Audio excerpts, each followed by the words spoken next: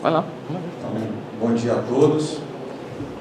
Mais uma vez agradecer ao professor Dr. José Anacleto pelo convite, parabenizar todo o time de alunos que a gente tem aqui hoje pelo desempenho recente, pela disposição de estar enfrentando uma sexta-feira conosco mais uma vez. Então, o tema que me foi solicitado de apresentar para vocês foi sobre o roller, e em seguida a gente falar um pouco mais sobre a tecnologia também minimamente invasiva, que é a embolização de artérias prostáticas. Então, vou dar sequência com a aula do Anacleto. Ele já adiantou um pouco para a gente sobre o Holmium laser, e a frequência de onda, a penetração no tecido, o quanto que ela é diferenciada quando se compara as táticas que se usa com o eletrocautério monopolar, como que é diferente quando se usa o bipolar, e depois como é a diferença com relação ao laser KTP. Tá? O Dr. Anacleto também citou para nós o Holmium e o túlio. São dois elementos químicos que estão lá na nossa tabela periódica e eles são muito próximos entre si. De cima. Isso. Perto, segura. Eles são muito próximos entre si e não é à toa. Eles foram descobertos pelo mesmo cientista, lá por volta de 1878, 1879, por um sueco. E esse cara, com muito amor à sua terra, decidiu colocar o nome daqueles elementos que ele descobriu, utilizando túlio, que era o nome nome romano para Escandinávia, e Holmium para a sua cidade natal, que é Estocolmo. A diferença dessa tática cirúrgica, tanto com Holmium como com túlio, ela vem da quebra de um paradigma do que a gente tem feito nos últimos anos. Quando a gente usa a tática de RTU monopolar, depois a bipolar, e mais recentemente a tática com o laser KTP, a gente vai tentando desbastar o nosso adenoma prostático e deixar o máximo de túnel feito possível. Mas são cirurgias, então, que a gente pode chamar de tunelizadores. Elas formam um túnel dentro do adenoma prostático.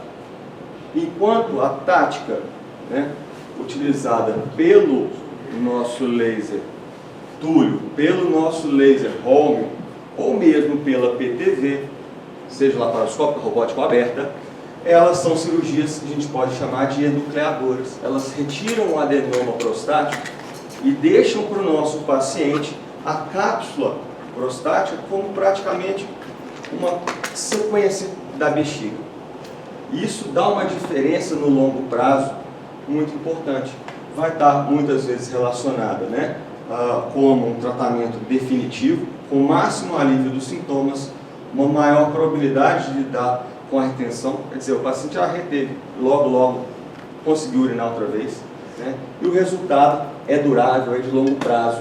Como o Dr. Anacleto sinalizou para a gente, às vezes a gente precisa de reoperar aquele paciente que foi submetido a um laser KTP. Isso porque a gente resseca parcialmente o nosso adenoma. Afinal, a energia que a gente utiliza nas cirurgias tunelizadoras tende a ser maior, e a gente não quer lesar cápsula, a gente não quer chegar, vi meu reto ali, isso é retius, não quero fazer isso durante uma cirurgia minimamente invasiva, eu quero evitar complicações. Então, nesse afã de evitar complicações, qual que é a nossa tendência? Resseca, até quando a gente volta com o aparelho e vê um túnel bem feito. Só que às vezes esse túnel bem feito não é o suficiente para garantir um resultado de longo prazo. Okay? Vamos trazer um pouquinho mais sobre o roller de hoje. E por que do Holmium e não túlio? O Holmium hoje ele é onipresente nas táticas de cirurgia endoscópica minimamente invasiva. A gente utiliza esse material para fazer a ablação de tecidos, para fazer a incisão do nosso colo vesical ou mesmo do lobo mediano. A gente também pode usar para fazer o tratamento concomitante de litíases, tanto de cálculo vesical como de cálculo ureteral ou mesmo cálculo renal. E é uma tática de laser pulsada. Ela não é uma tática de laser contínua como é do KTP, né? Ela nos permite manter um plano cirúrgico e, diferente de outras formas de energia cortante, que aumentam o potencial de deixar tecido, o nosso home laser não tem essa característica. Dá uma olhadinha em como que é. Vou fazer rodar um vídeo para você aplicar.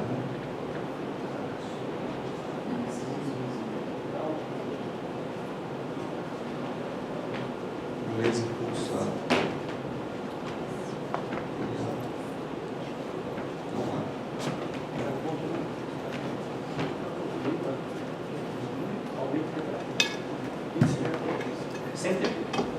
Pode deixar. Vocês estão com friozinho, né?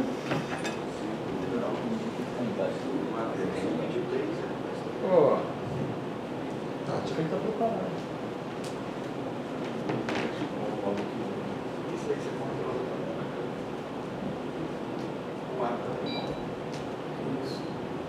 Ah, então é o senhor que está escrito nessa sala. Então o senhor faz o favor de levantar essa temperatura. Porque o pessoal aqui primeiro tá... a gente aqui que tá com blazer e tudo mais. Depois você, Ah, pô. tô entendendo. Olha. Agora que eu entendi. Quando deu Eu já esperava que essa aplicação de... Ele foi o senhor da temperatura. Ele foi o senhor da temperatura. O senhor dos anéis. o homem de todos os lados do meio. Já resolveu? Não dá. Ali, ó. Vocês conseguem ver o laser pulsando ali? Embaixo, na imagem de baixo. É a emissão de um pulso de laser.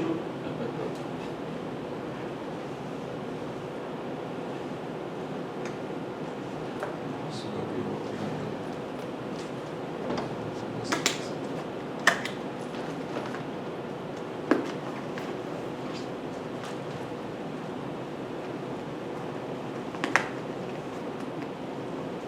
Como que funciona a dissecção com o home laser para a gente fazer a separação do adenoma? Percebam como que é praticamente um procedimento exsangue. Só eu estou vendo. Deixa eu mostrar para vocês.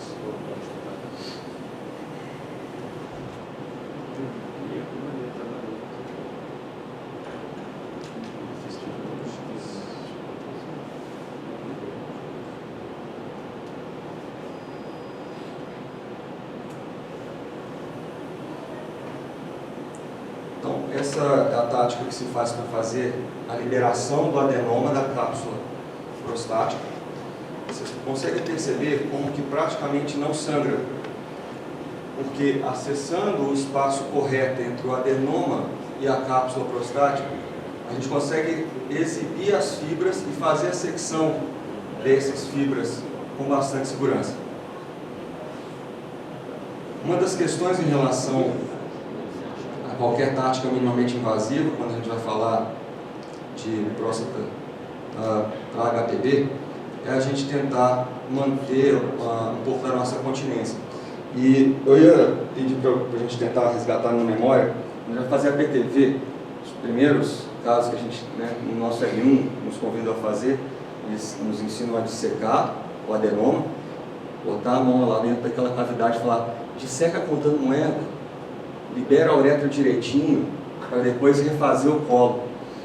Aquela mucosa lá do lado da uretra, aquela mucosa que a gente vê na nossa cistoscopia, junto ao nosso verme montano, é de extrema importância para manter a nossa continência do paciente no pós-operatório imediato. Logo assim que você tira aquela sonda e você quer ver seu paciente continente, é importante a gente manter aquela mucosa.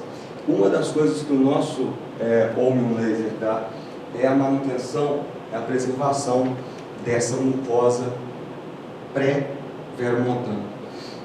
E essa tecnologia tem uma característica muito importante em relação à nossa literatura, é que ela já está proposta, e bem sedimentada nos dois grandes guidelines que a gente tem, tanto no europeu como no americano, e ela é descrita para o seu uso em qualquer tamanho de próstata.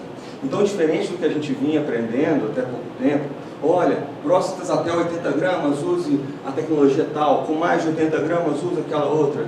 Para a próstata assim, será que dá? Tem que usar mais uma fibra de laser? Não, essa discussão aqui está sedimentada. Em relação ao roller, o você pode utilizar a tecnologia para próstatas pequenas e para próstatas grandes. A grande questão vai ser o seu aprendizado prévio para chegar na hora de escolher esse paciente eu vou conseguir chegar até o final do meu procedimento. O que é um dos grandes medos que a gente tem no início da nossa curva de aprendizado. E, assim como a técnica com o laser KTP, ele pode ser utilizado com paciente anticoagulado, né, ou mesmo aquele paciente que tem algum distúrbio de coagulação. Então, mais uma vez, o Holeb não é utilizado só para aquelas próstatas grandes, isso está bem sedimentado na nossa literatura. Tá? Ele também é eficaz para próstatas bem pequenininhas, ele tem a sua eficácia já garantida, já conhecida, né? E pode ser utilizado mesmo para próstatas gigantes. Então, imagina aquela próstata que você pegava na sua residência de R1 e falar, não, professor, essa aqui é PTV, esse professor vai chegar para você. Não, tem tecnologia nova, vamos fazer um home laser na nossa residência. Esse seria o nosso sonho, né? Mas a gente sabe que talvez não vai ser a curto prazo que a gente vai ter isso. Os ótimos desfechos em relação à retenção urinária, a gente observa também para nosso laser com home. A maioria dos pacientes ficam sem o CVD no longo prazo, né, de acordo com os estudos já realizados. Né. Os benefícios sobre a máxima desobstrução, isso porque a gente consegue avaliar a qualidade de vida, a gente consegue avaliar o que é máximo do paciente na orofluximetria, né, e os estudos mostram que mesmo para aqueles pacientes que já tiveram a sua denervação vesical, aquela bexiga está atônita, ela não se contrai, mesmo nesses pacientes, a gente consegue observar um bom esvaziamento vesical. 95% deles vão ficar independentes de cateterização, 79% já mostrando, mesmo na videoaerodinâmica, o retorno da função retrosora, no estudo publicado em 2014. Nesse sentido, né, já que a gente está pensando em máxima desobstrução, a gente está pensando também, né, em menor taxa de reoperação. Né. Para o Holeb, por exemplo, há uma taxa de 0,5% a 1% de reop em 5 anos e para o turbo de 8,3% em 8 anos. A qualidade do Holeb é inegável. A gente tem uma chance de operar o paciente, então que seja a melhor tática operatória possível. Né. Uma habilidade específica a ser aprendida, né, então é a grande barreira da tática do Holeb. Né. Ela não é oferecida nos programas de residência médica, essa é uma limitação brutal para a tática pegar no nosso ambiente, enquanto a RTU monopolar todo serviço tem, né, e não é intuitivo. Não é da mesma forma que a gente aprende a RTU, que você vê uma, né, na próxima você está fazendo, na outra você já ensina para o seu R igual. Né, e necessita de uma adoção expressiva pelo serviço, necessita que aquele que se propõe a aprender mergulhe num mundo novo de uma tática nova. Tá? Mesmo em 2015, quer dizer, um dado bem recente, era feito nos Estados Unidos mais RTU monopolar do que o próprio Holeb. Sobre a curva de aprendizado, né? Esse estudo do ano passado mostrou para a gente, em meta-análise, né, e mostrou de 20 estudos, né, uma curva de aprendizado que girava entre 20 e 60 casos para você adquirir a autonomia, para você adquirir a eficácia do seu procedimento. Apenas 2 deles mostraram menos de 20 casos para adquirir a proficiência. Nesses 2 estudos, eles relacionavam o menor volume de cirurgias necessárias com a presença de um mentor, a presença de um próprio do seu lado, dentro de uma residência, por exemplo. A recomendação dos autores desse trabalho era de que, se você vai escolher viver do home no laser sozinho, então tem pelo menos 50 casos inicialmente feitos, para depois dizer que você sabe, que você domina, que você é mestre naquilo. Já se você está em um ambiente de residência ou fellowship, 25 casos com um mentor te auxiliando seria o suficiente para você adquirir essa proficiência. Né? As características do home laser que o Dr. Anacleto já passou para a gente é um comprimento de onda muito diferenciado, que penetra pouco no tecido, que vai se trabalhar ali com uma potência de 80 a 120 watts e vai atuar a partir daquela vaporização térmica, a partir daquele efeito que ele faz em cima da água, que envolve o nosso tecido, e na água do próprio tecido. Né? Amplia-se assim o comprimento de pulso para melhorar a nossa coagulação. Eu posso, dessa forma, vaporizar, cortar, coagular os meus tecidos e fermentar cálculo de qualquer composição. Os instrumentos também são parecidos com os que a gente utiliza para fazer a nossa cistoscopia, só que eu tenho que ter uma proteção extra para a minha ótica, senão eu vou lesionar o meu aparelho, né? Então a gente tem, por exemplo, aqui 3 instrumentos já conhecidos e um catéter específico para a gente passar o laser dentro dele. Existem equipamentos que a própria ótica já está protegida de lesões. Esse aqui é o que a gente usa lá no Popstar. Tem um equipamento específico para a gente poder levar o laser lá na frente e vem um dado específico do procedimento. Nessa tática, a próstata, o adenoma, sai completo da loja prostática. E a gente tem que tirar esse adenoma dali. Eu não vou fazer uma incisão no meu paciente, já que eu propus para ele uma técnica minimamente invasiva. Eu uso então um morcelador. Existem praticamente 2 boas marcas no mercado, essa da empresa chamada Lumnis e a outra da Wolf. Não tenho nenhum despojo a declarar. Um outro instrumental que vai ser necessário de se usar para aplicar o morcelador é um nefroscópio de mais ou menos 27 frente com um canal de 5 milímetros. E é interessante ter umas pinças para pegar qualquer fragmento extra que fique na bexiga, se for o caso. Deixa eu tentar ver isso daqui. Vou lá para vocês, né?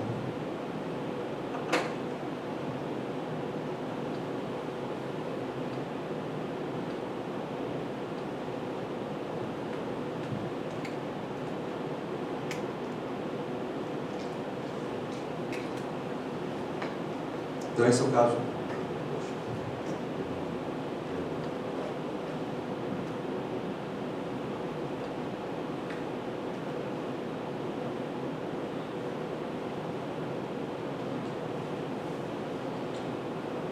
Esse é um caso de um paciente de 70 anos com uma próstata enorme. A gente utilizou a ressonância para entender essa próstata um pouco melhor. Como típico, a uretroscopia, identificação dos nossos lobos prostáticos, identifica-se aquela parede prostática até chegar na nossa bexiga e ver aquela trabeculação típica, sempre tentar identificar os ossos laterais. E aqui a gente fez uma tática um pouco diferente, né? Mas no início, assim como na RTU monopolar, a demarcação obrigatória do nosso limite. A gente limita a nossa incisão à frente do vero montano, porque atrás dele eu começo a ter as minhas fibras do esfíncter. E eu não quero lesionar essas fibras. Eu quero manter a minha mucosa pré-vero montano íntegra. Vocês vão percebendo como o procedimento é exame. Se eu não estivesse fazendo isso na monopolar, já estaria sangrando. Eu identifico o meu plano de enucleação e utilizando uma característica do nosso aparelho, que é aquela voltinha, aquele nariz do cistoscópio, a gente consegue fazer a tração do tecido e com o laser expor o que nós vamos selecionar. Fala. André, o próprio fluxo de água é que ajuda a secar o adenoma, né? Também, nessa tática que nós estamos vendo aqui, é uma tática de circular. É uma tática um pouco diferente das inicialmente descritas. Eu vou explicar para vocês já já. Mas o fluxo realmente ajuda a secar. Só que você faz ali, usando essa tática circular, um movimento de alavanca com O próprio aparelho. Você entra em configuração. Essa fibra que a gente está usando, ela está sendo descrita agora na literatura pelos próprios fabricantes como MOLEP. MOLEP, por quê? Apesar de ser, né, com a mesma fibra do Romeo, ela faz o que eles tentam agora vender para a gente, a ideia do efeito Moses, efeito de Moisés, que abre as águas, porque é uma fibra que emite 2 pulsos seguidos. É uma fibra que ela consegue penetrar um pouco mais no tecido a partir daquele plasma de água que ele forma.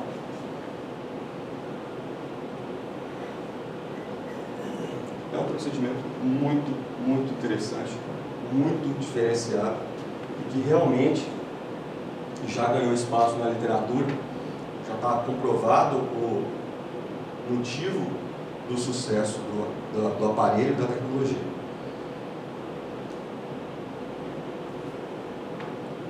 Então a gente consegue liberar já o adenoma todo da cápsula e começa a observar já a mucosa do colo vesical.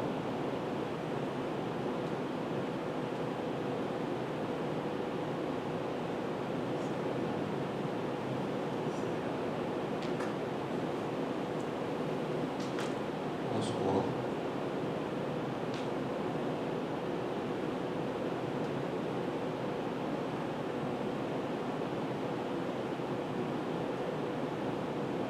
Chegando na bexiga.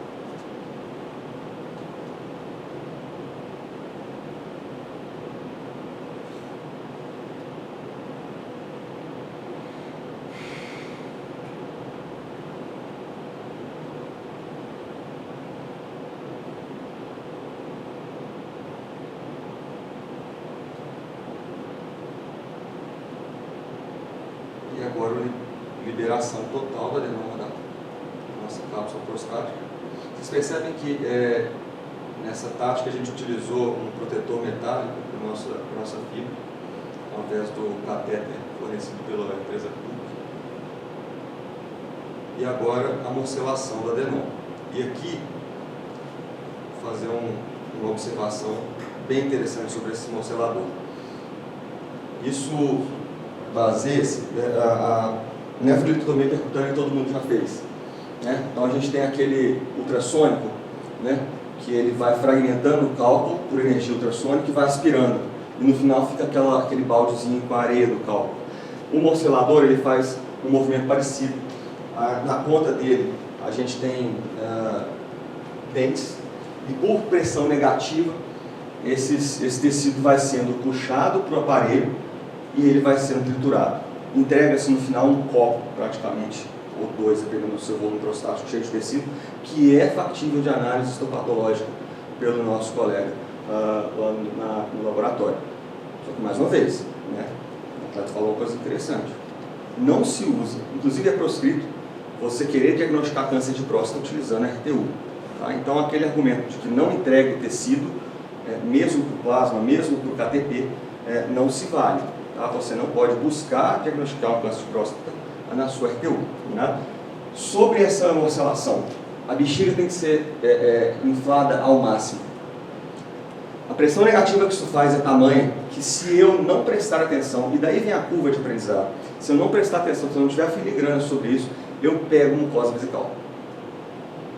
Há a tendência de lesão transmural. Okay? Então, o cuidado com o procedimento tem que ser do início ao fim. Encontrar aquele plano que a gente demonstrou não é fácil. Habitualmente, a incisão é um pouco diferente. Eu vou voltar um pouco no nosso vídeo aqui, para a gente poder sedimentar uma ideia de que isso que está sendo feito já é uma tática praticamente avançada. A gente olha o nosso colo vesical e volta. Lá em cima, dá para ver a seta? Lá em cima no nosso colo, e habitualmente se faz uma incisão, se faz duas calhas, no que a gente poderia chamar de área mediana. Uma para cá, uma para cá. Libera-se o centro para depois liberar-se as periferias. Só que com essa tecnologia já adicionada, que é o MOLEP, dá para se fazer a tática circunferencial com bastante segurança. Então, se o seu plano de saúde, se o seu fornecedor te entregar uma fibra anterior, uma fibra não MOLEP, né, indica-se usar a tática convencional, que é com a incisão nos lobos paralelos aos lobos medianos, a liberação central, para depois fazer a liberação lateral. Ok? Vou voltar aqui.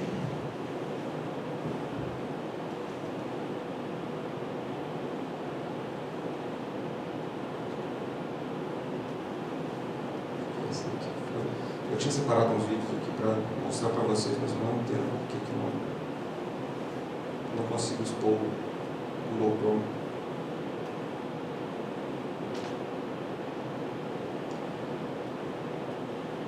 Passar para a próxima aula, então.